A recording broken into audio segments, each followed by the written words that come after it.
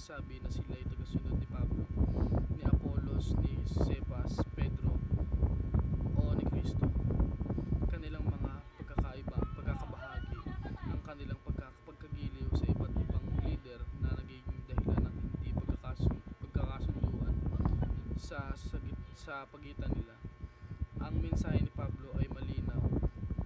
Wala ni isa man sa kanila ang may karapatang magtanggi o magpataas ng sarili laban sa ibang miyembro ng katawan ni Kristo. Sabi pa niya, wala bang pagkakaiba kay Kristo? Ang pagiging tagasunod ni Kristo ay hindi tungkol sa kung kanino tayo nakasunod na leader, kundi tungkol sa pagkakaisa natin kay Kristo bilang ating Panginoon at tagapagligtas. Ang pagkakahati-hati sa iglesia ay pagpapakita ng hindi pagkakaunawaan sa tunay na layunin ng simbahan na maglingkod at sumunod sa kalooban ng ating Panginoon. Mahalaga na mapagtanto natin, no, na ang simbahan ay isang katawan at ang bawat isa sa atin ay may kanya-kanyang bahagi at papel na ginagampanan.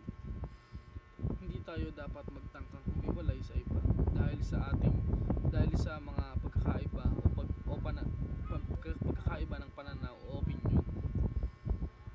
Sa halip, ang ating pagkakaisa ay dapat nakabatay sa ating pananampalataya kay Kristo.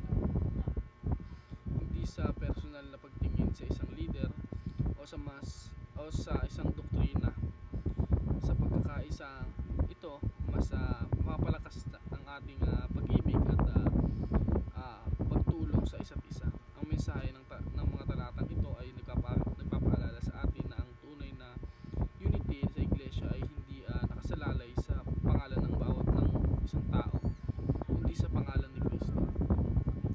Bawat isa sa atin ay tinatawag na maglingkod sa ating Panginoon at magkaisa sa pagmamahal at pagsunod kay Kristo.